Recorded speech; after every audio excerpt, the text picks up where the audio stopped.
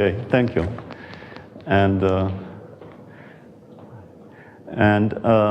So first I will try to show you that for a compact complex manifold, bearing this kind of holomorphic Cartan geometry is a very special situation, which leads to classification results.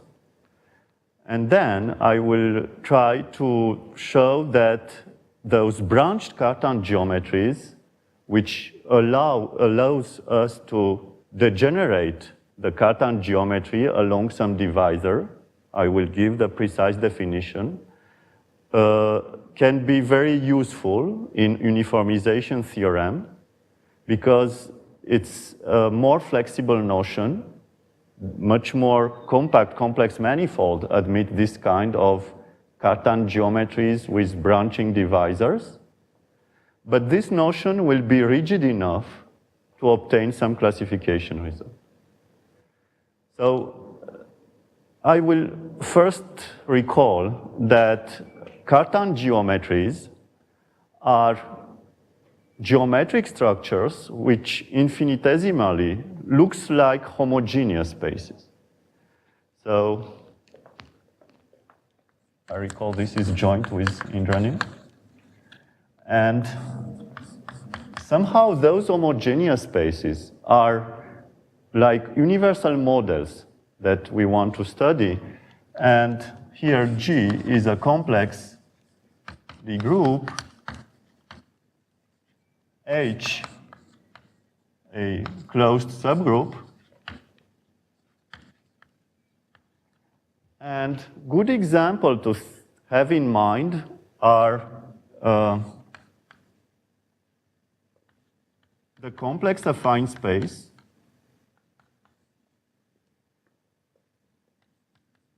which is a homogeneous space for the group of affine actions. So this is the linear part, and this is translation part. So this is an example of complex affine space.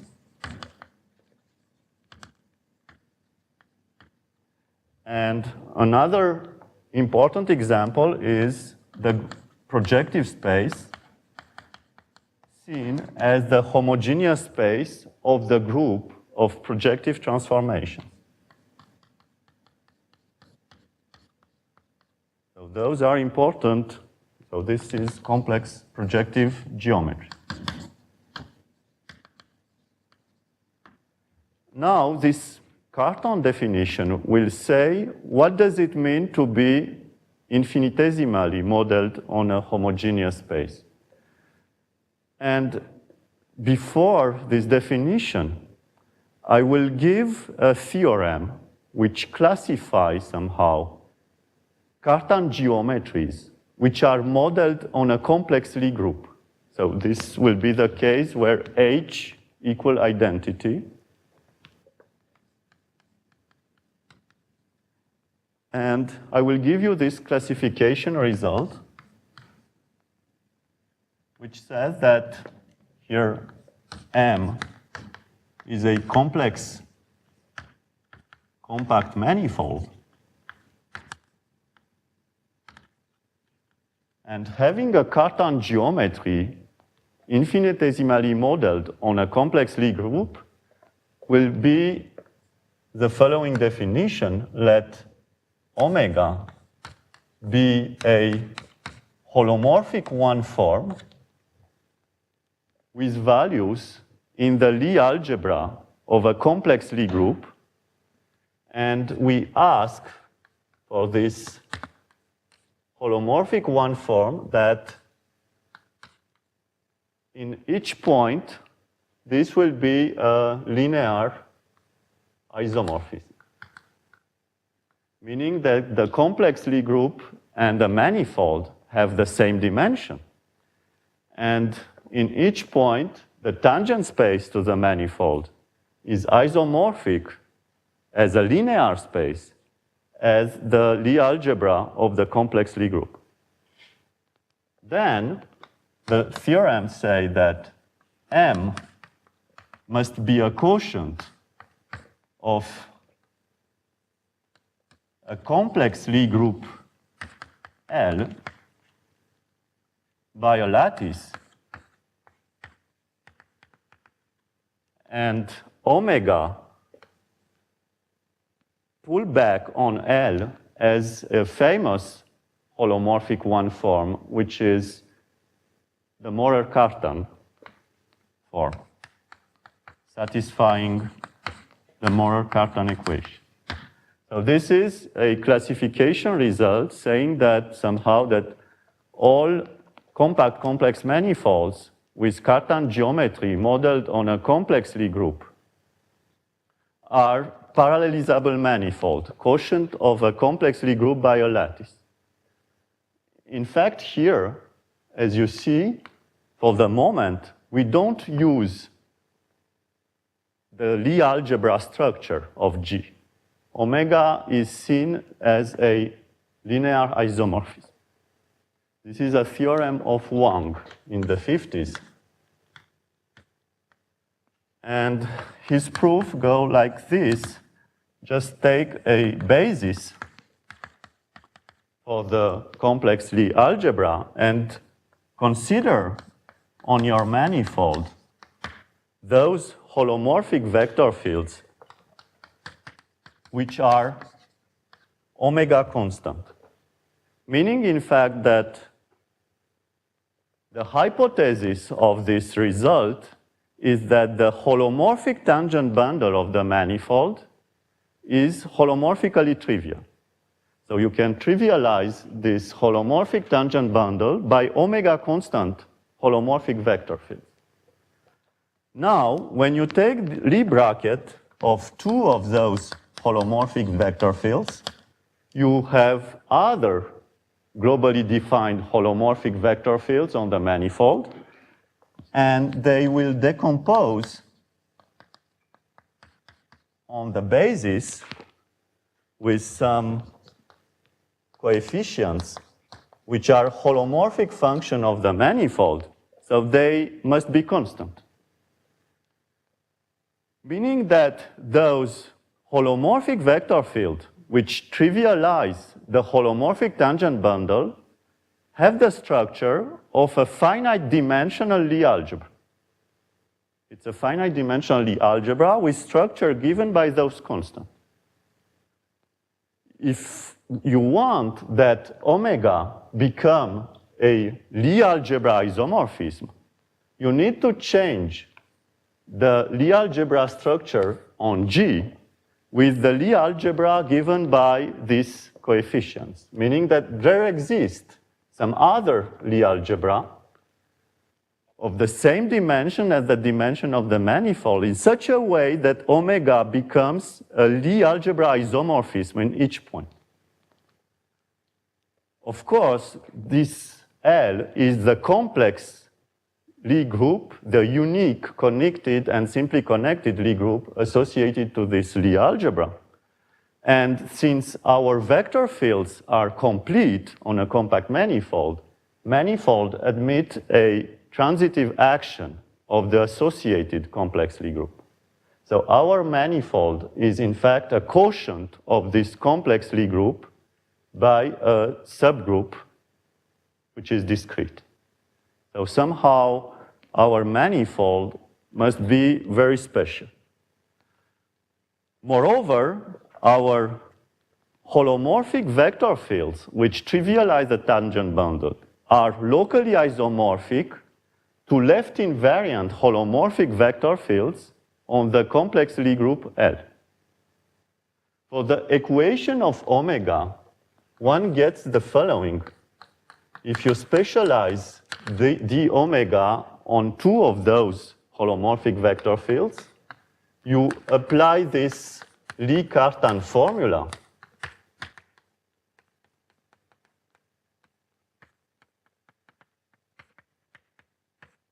And since omega x are constant, those two first terms are zero, meaning that the equation is d omega plus omega xy omega xj is zero. So this omega satisfies the so-called Morer-Cartan equation, which can be put in a formal way in the following equation.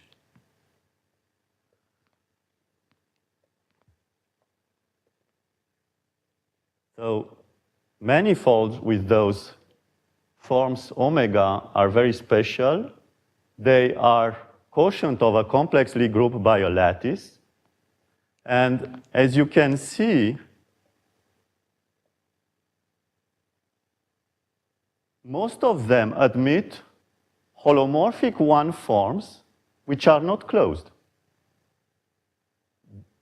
So the only parallelizable manifolds for which those holomorphic one forms are closed are quotient of an abelian algebra, quotient of an abelian Cn, of a Cn by a lattice. So the only Kähler manifolds among those parallelizable manifolds are complex tori. All the other are non-Kähler. Now, let me give the general definition of Cartan of a manifold M with a Cartan geometry modeled on a homogeneous space. So this is Cartan definition.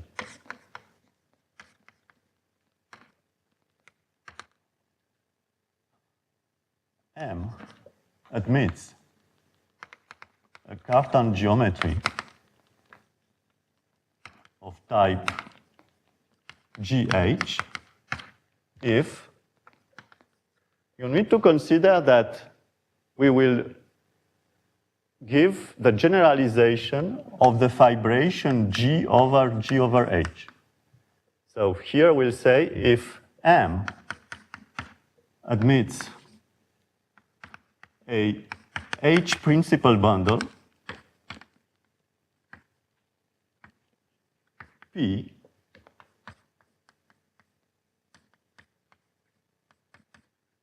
and a holomorphic one form on P with values in G, which will be the generalization of Morer-Cartan form on G, such that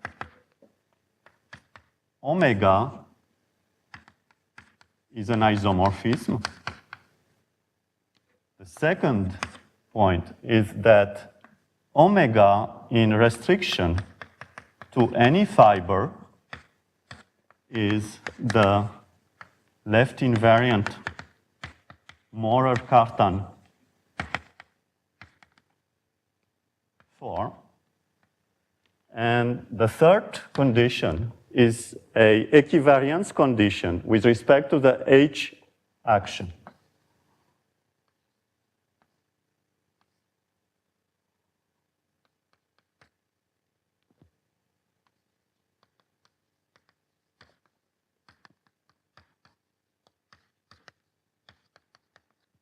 So there are three things.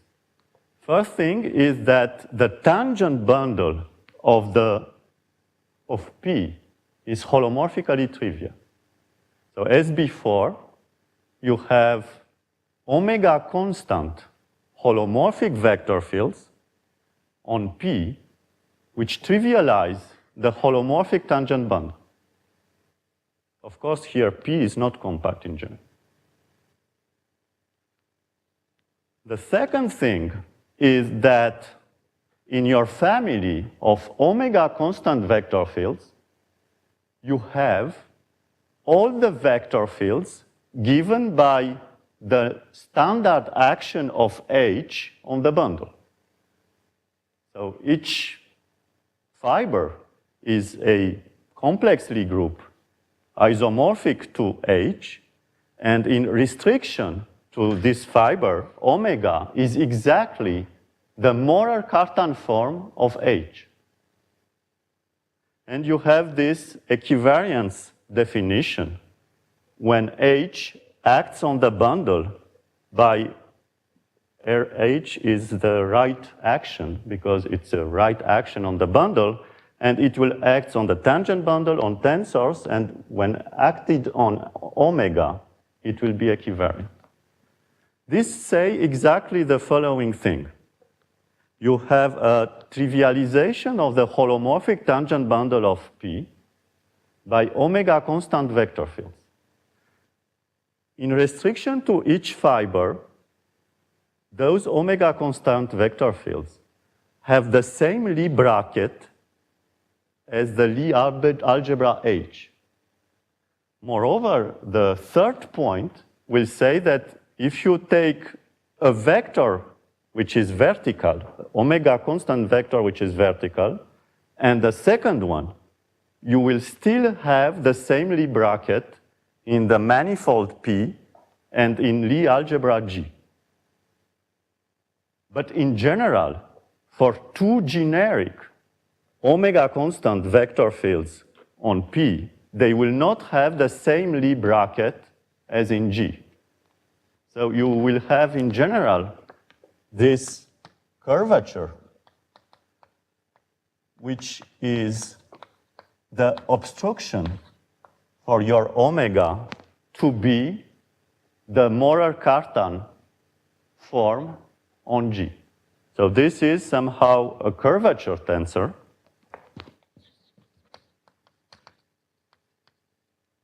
And as I said, in fact, this must be zero as soon as you plug in it one vector field which is vertical.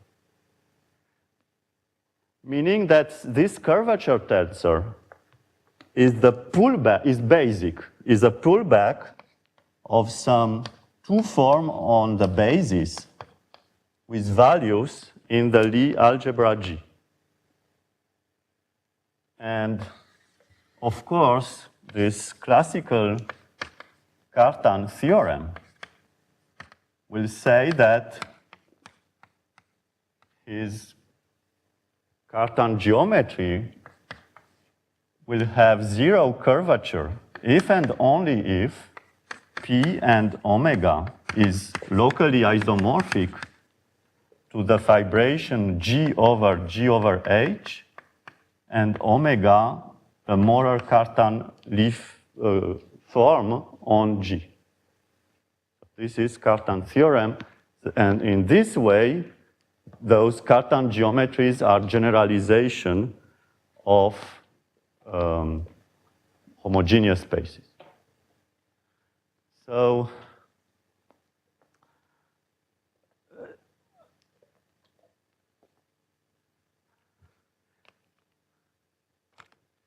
in branch definition, in our branch definition, we asked for a we allowed the degeneracy condition.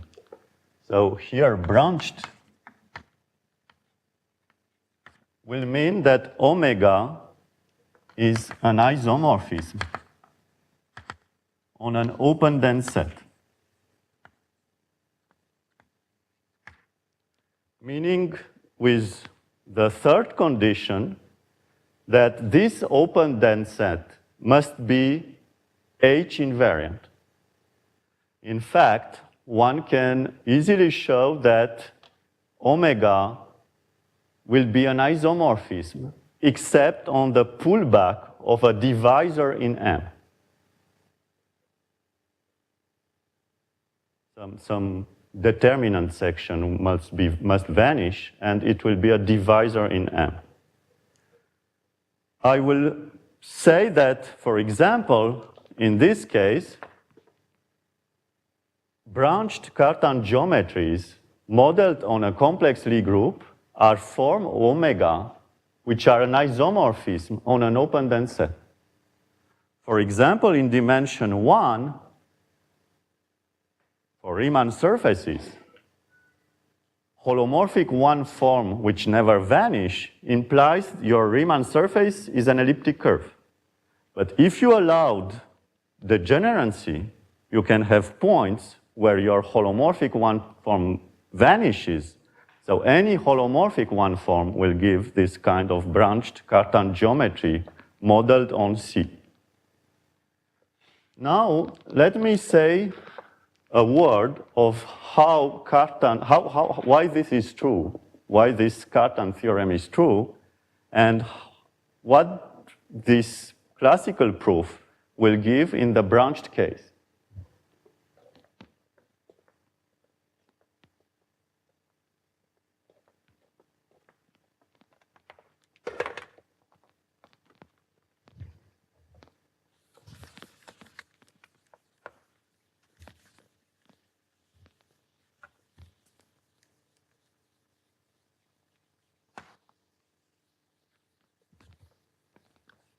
In fact, this proof I will show you is due to proof of Ehresmann of Cartan's theorem.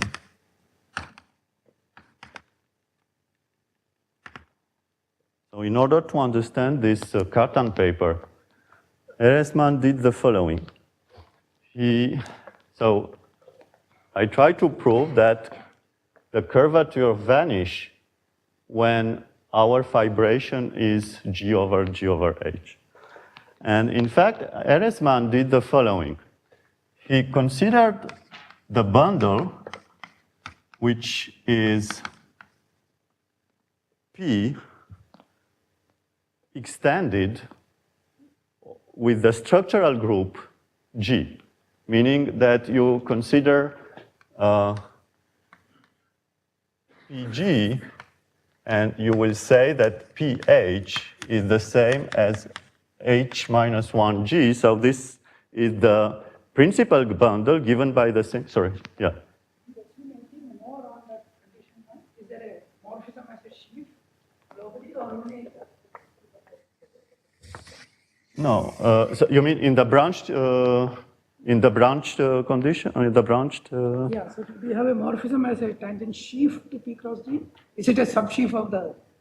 No. In fact, one can give more general definition here.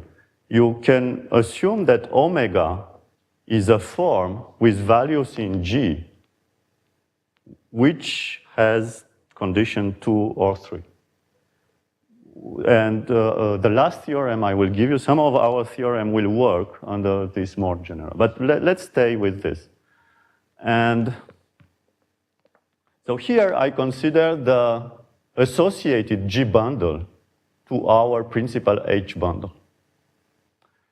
And now Ehresmann considered the following form on the product P times G, which is the first, on P, you consider the pullback of the Cartan form. And on the G copy, you consider the pullback of the left invariant molar Cartan form on G. Now, this tilde omega is a one form on P times G with values in G, which is in fact H invariant and vanishes on H orbits, meaning that this is basic. This comes from the basis. It's a well-defined form with values in G, which is well-defined on the G principal bundle. It's what we call now an Ehresmann connection. Because here we have some kernel of omega tilde is an horizontal distribution on PG. So you have the bundle, you have here a horizontal distribution. And of course, he noticed that the curvature of omega is 0 if and only if the curvature of omega tilde is 0, and if and only if delta is integrable.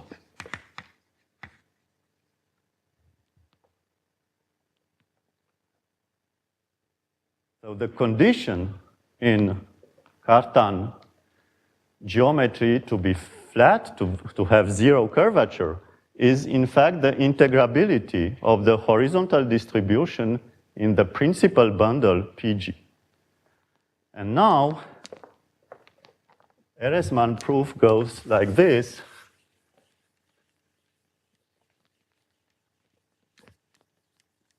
You have your G principal bundle, and you have two interesting projections. The first one is the projection on the basis, and the second one is the projection on G over H.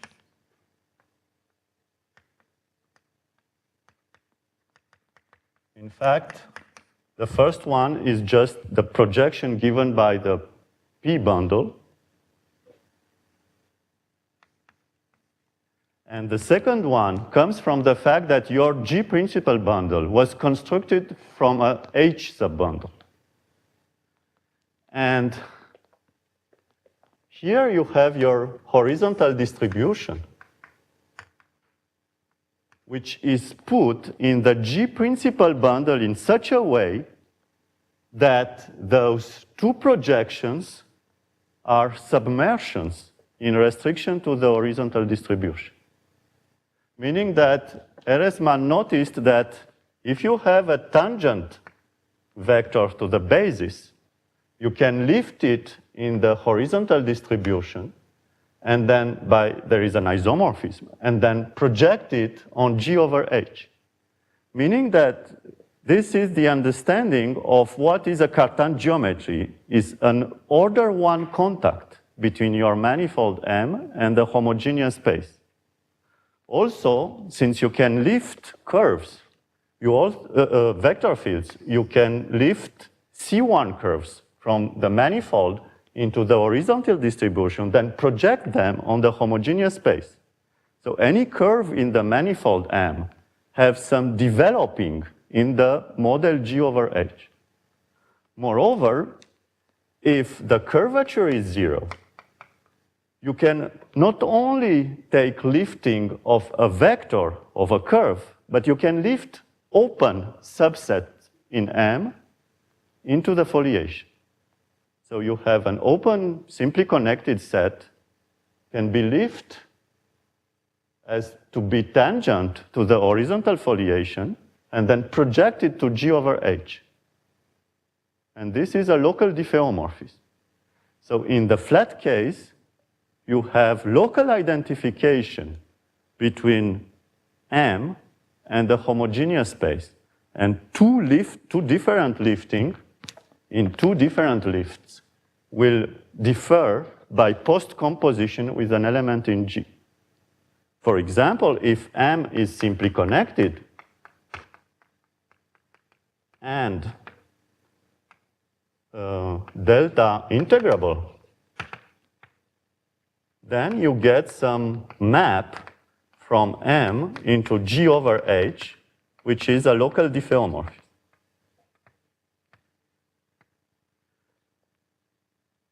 And everything goes through the branched case. If you assume that here you have some branching divisor, what will happen is that you can always lift curves in your distribution, but some of those curves will project on points.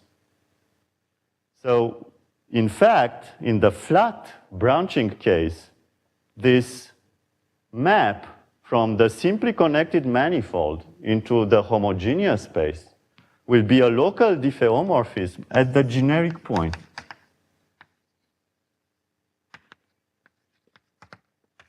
For branched Cartan geometry. So for those which are branched, you get a developing map as when you take primitives for a holomorphic one form, you take, for a closed holomorphic one form, you can take primitives, but it's not longer a local diffeomorphism into C. So here it's the same. You can have developing maps but they are submersions at the generic point. For example, the branched Cartan geometries are stable when you take pullback by ramified cover. Everything is done in order to just take pullback of the bundle. You take pullback of the form omega. You will have some branching divisor, but every ramified cover will give you, by pullback, some other branched Cartan geometry. And in order to say that this is flexible enough, let's put it in a proposition. For example, we can have that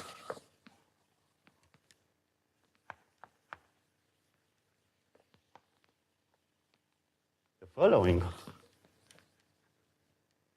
proposition: any compact, complex, projective manifold admit branched flat Cartan geometries modeled on the projective space. So a branched complex projective geometry. And this comes from the classical fact that M admits finite maps in the projective space with the same dimension. You can embed first M into some projective manifold of bigger dimension, and then as soon as this embedding is not surjective, you take the projection from a point which is not in the image on Pn minus 1. Since P is not in the image, this projection will be finite. The pre-image of each point will be finite, and it's a proper map. So you will get finite maps into projective spaces with dimensions smaller. And you can do it again as soon as the map is not surjective.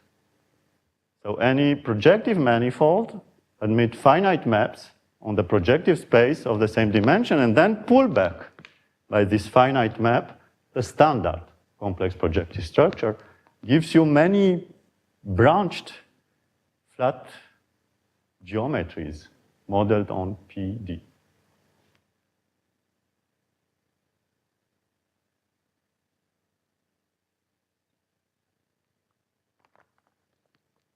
And now I will try to convince you that this structure is rigid enough to obtain some classification result.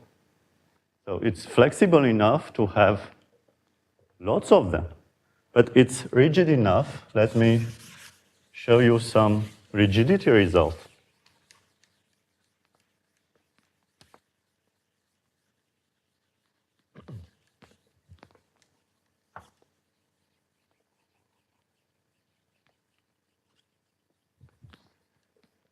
Those are rigidity results.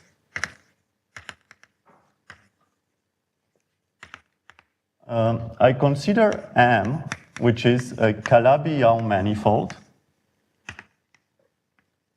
and simply connected. So Calabi-Yau manifold are manifolds with trivial first Chern class. They are known to be, up to a finite cover, a product between a torus and a simply connected Calabi-Yau.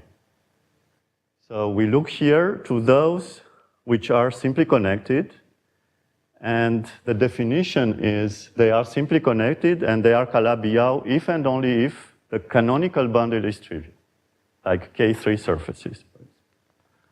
And now our result is that any branched Cartan geometry on M with model GH and G complex affine group is flat.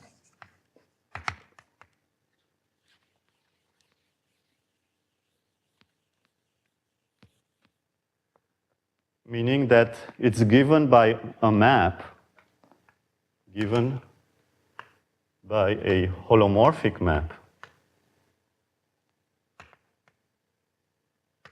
from M into G over H.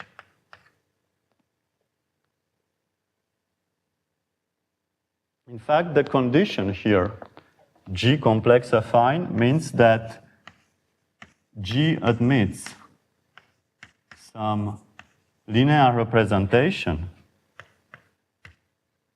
with discrete kernel.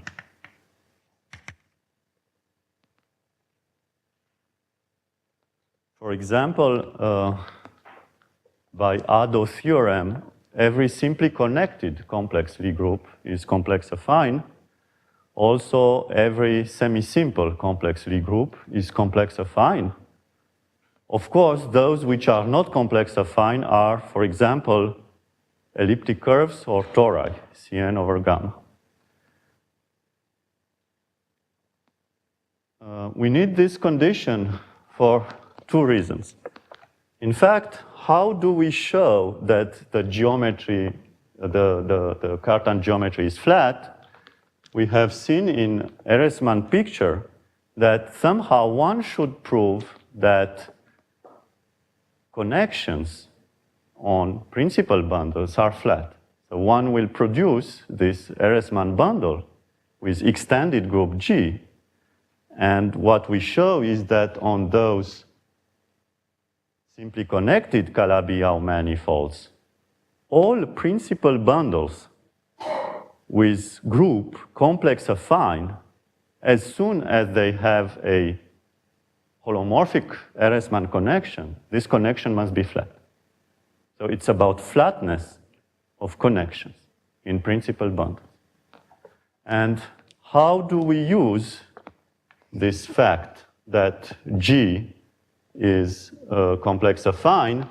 In fact, we consider this representation and we associate a holomorphic vector bundle to our G principal bundle through this representation. And we show that on compact simply connected Calabi-Yau manifolds, all holomorphic vector bundles with a holomorphic connection must be trivial, and the connection is trivial. So the important lemma, which has some interest by itself, is the following. Let E be a holomorphic vector bundle over M. Once again, M is simply connected Calabi-Yau manifold, the Keller Calabi-Yau manifold, and assume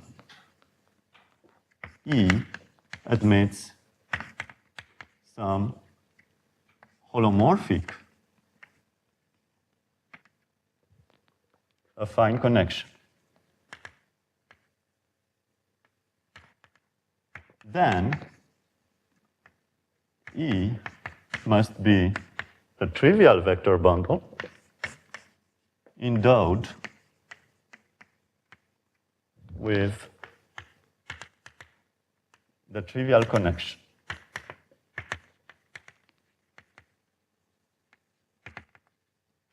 somehow this lemma will solve the problem of our principal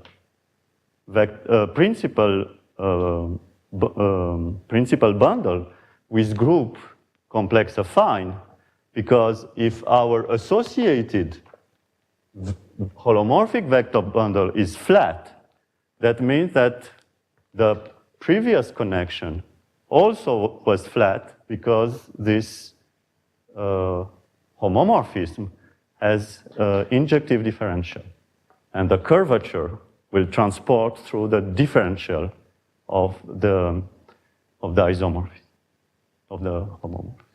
So somehow, if you know that all those holomorphic vector bundles must be flat, then all holomorphic connection on the G principal bundle must be flat too for those complex affine. So somehow one has to show the lemma to deduce that those principal bundles are flat. And also one important thing is that this cannot be generalized to any G principal bundle because of the following example. There exist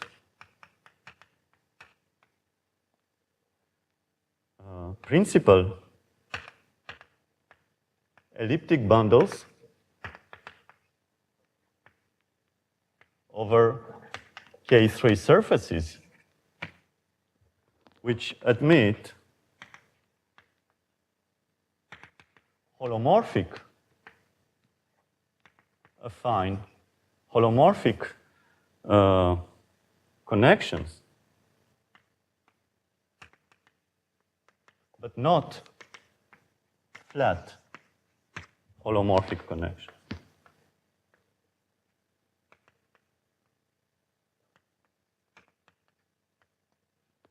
So somehow what I will try to do in the resting time will be to give you an idea of the proof of the lemma. And if I have some extra time, I will give this interesting example of principal elliptic bundles over K3 surfaces with connection, but not flat connection. So let me first say that this theorem has the following corollary.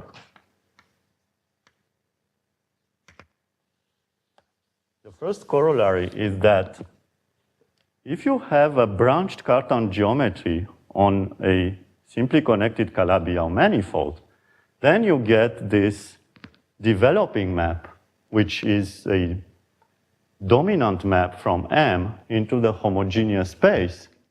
This implies that G over H must be compact. For example, you know that complex affine space cannot be a suitable model for those geometries on simply connected Calabi-Yau. They do not admit branched geometries modeled on the complex affine space. The second point is, assume now that you have this nice homogeneous space, which is the projective space. If G over H is the projective space, then M must be projective. This comes from the fact that if you have this dominant map from M into the complex projective space, you assume that the model is the complex projective space, then you can pull back meromorphic functions from the complex projective space to M. And this will be an isomorphism. Since the projective space has many rational functions, the degree of transcendence is n, then the degree of transcendence of the meromorphic functions on M over C is also n. It is a Moisheson manifold. Locally, meromorphic functions will separate points. Moisheson manifolds which are Keller are projective.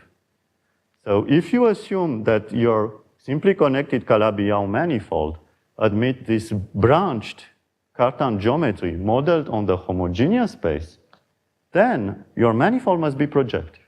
So among simply connected Calabi-Yau manifolds, the only one admitting branched Cartan geometries modeled on the projective space are the projective ones. We have seen that all projective admits, and that among. And the third conclusion is that the branching divisor must be non-trivial. What I'm saying is there exist those geometries, but all of them are branched in an essential way. You need some non-trivial branching divisor. Because of the following fact, assume by contradiction that this map is a submersion in each point. Then, since M is compact, this map will be a cover if you don't have any branching divisor. The map will be a cover. But a cover of a homogeneous space means that M is itself a homogeneous space. Or what I'm saying that for homogeneous spaces, you cannot be simply connected and Calabi-Yau, since, for example, you have a family of globally defined vector fields, holomorphic globally defined vector fields, which are linearly independent at a point. So then you will take x1 wedge xn, and you will create a section of this gamma n bundle. And on simply connected manifolds, this bundle must be trivial. So those vector fields are linearly independent, not only at the given point, but everywhere. So the holomorphic tangent bundle is trivial, and Wang's theorem at the beginning of the talk will say that you are a parallelizable manifold, a quotient of a complex Lie group by a lattice. Since the manifold is simply connected, you don't have non-trivial lattices, and you will get a complex Lie group, which would be compact. And there are not simply connected compact complex Lie group. There is no complex sphere like S3. So the branching divisor must be non-trivial. So those are somehow corollaries of the flatness of the geometric structure. Let me show now how one can prove this lemma, which somehow is not related to Cartan geometry, but to vector bundles with connections. The first point is that you want to prove that your vector bundle is trivial. Once you prove the vector bundle is trivial, any other connection on a trivial vector bundle will be given by holomorphic forms. But on simply connected manifolds, you don't have non-trivial holomorphic one forms. They would be different. They are closed on Keller manifold. They would be differential of a function. This function must be constant. So there is no non-trivial holomorphic one form on a simply connected Keller manifold. So it's enough to prove that your bundle is trivial. How to prove that the bundle is trivial? In fact, you start with a holomorphic connection, and you want to show that the connection is flat. Once the connection is flat, since you are simply connected, the bundle must be trivial. First remark, which was known by Attia, is the fact that if you have a holomorphic connection on a holomorphic vector bundle, all Chern classes must vanish. You don't have topological obstruction. This comes from the Chern-Weil theory, because in Chern-Weil theory, you compute characteristic classes with Hermitian metrics. So for the CK, the K characteristic classes, you have a representative which is a differential form of type KK. But if you do the same with the holomorphic connection, which do not exist in general, you will get another representative which is a form of type 2K0. And on Kähler manifolds, two different types cannot be cohomologous except if the class is trivial. So if you have a holomorphic vector bundle with a holomorphic connection, then all Chern class must vanish. This is the first thing. The second thing, in our proof, we use a result of Simpson, which characterize flat holomorphic vector fields. In fact, somehow the easiest characterization, so the sketch of the proof, let's assume first that M is projective. The proof is more involved in the Kähler case. And if M is projective, we have this Simpson result saying that for manifolds with degree 0, which is here the integral of the first Chern class with the suitable power of the Kähler form. And if you know also that C2 is 0, if those two are 0, and if you know that the bundle is semi-stable, then E admits a holomorphic flat connection.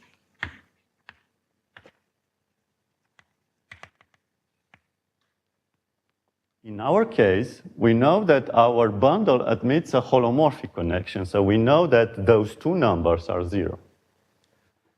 We are left to the proof of the following property. On projective manifolds, if we know that E admits a holomorphic connection,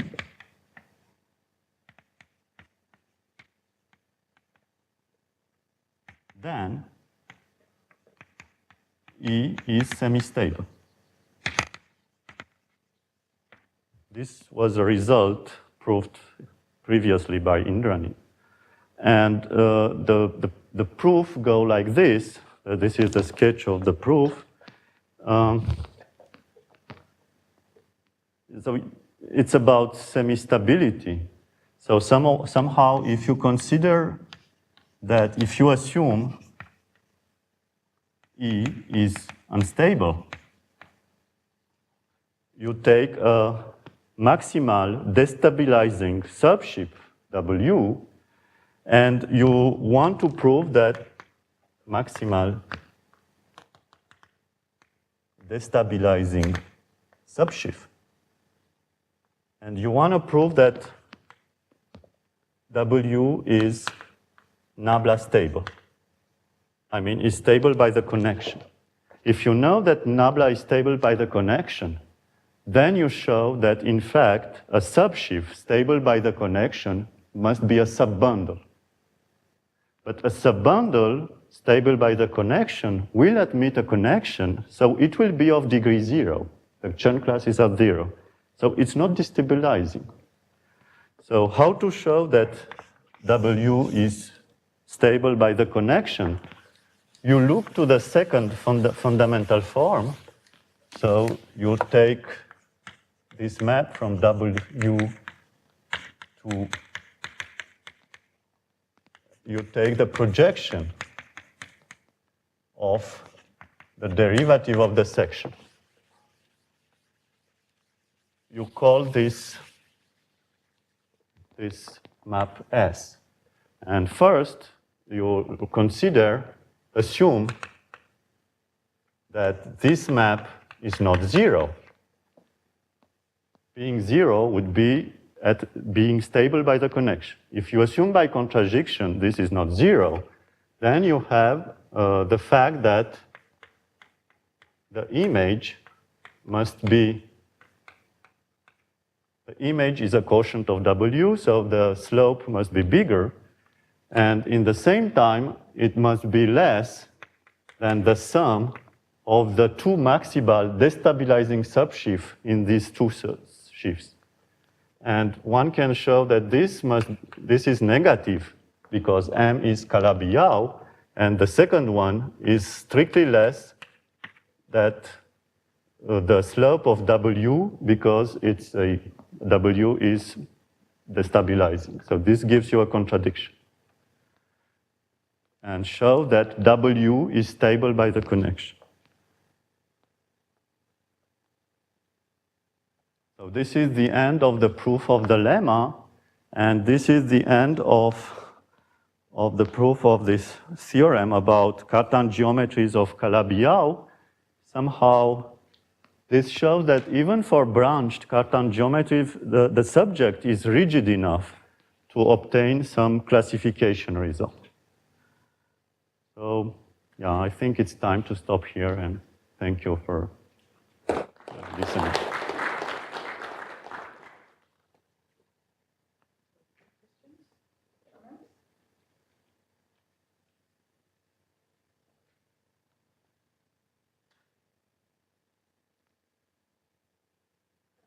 Okay.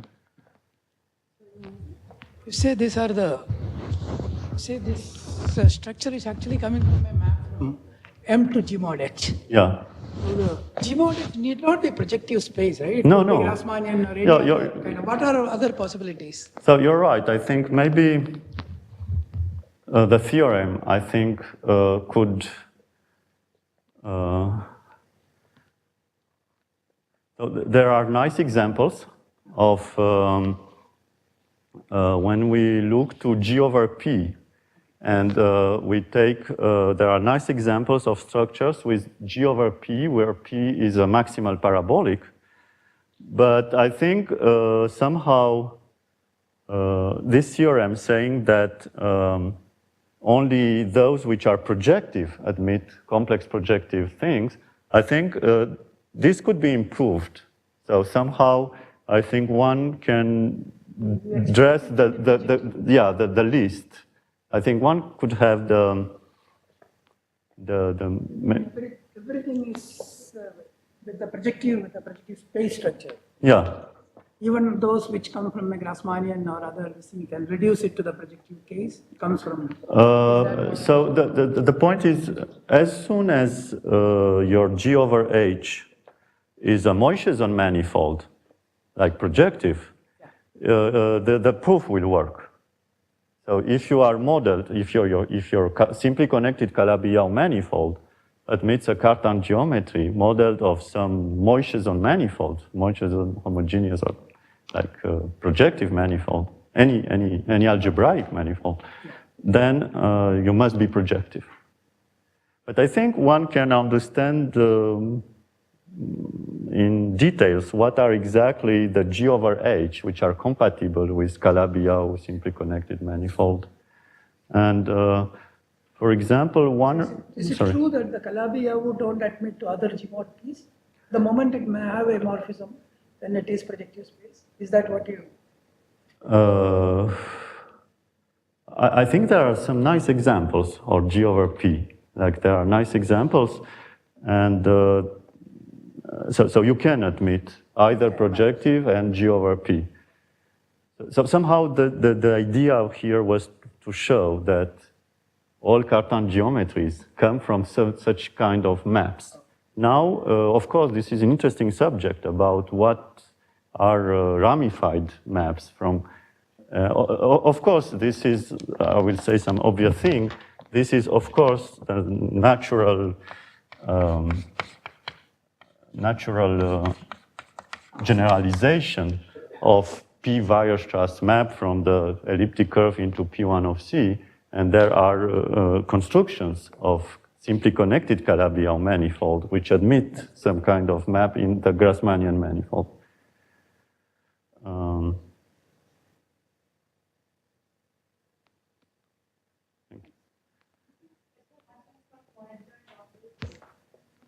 For? I don't know. Maybe, I think could be interesting to look to this together, but I don't know. I don't know if Indrani think about this, but not yet. Maybe some remark is in this definition, the homogeneous space G over H appears since we have the Lie algebra G, and we have the adjoint representation of H on G. But somehow, if you have two different models, G over H and G prime over H, then you will say that G and G prime are mutations, one from the other, if they have the same dimension, and the adjoint representation of H subgroup is the same on G and on G prime. And and in general, if one of those is flat, the other is not flat. Since we proved that our geometries on simply connected Calabi-Yau manifold are flat, means that we don't have this kind of non-trivial mutations on our geometry. So it will get rid of some of geometries.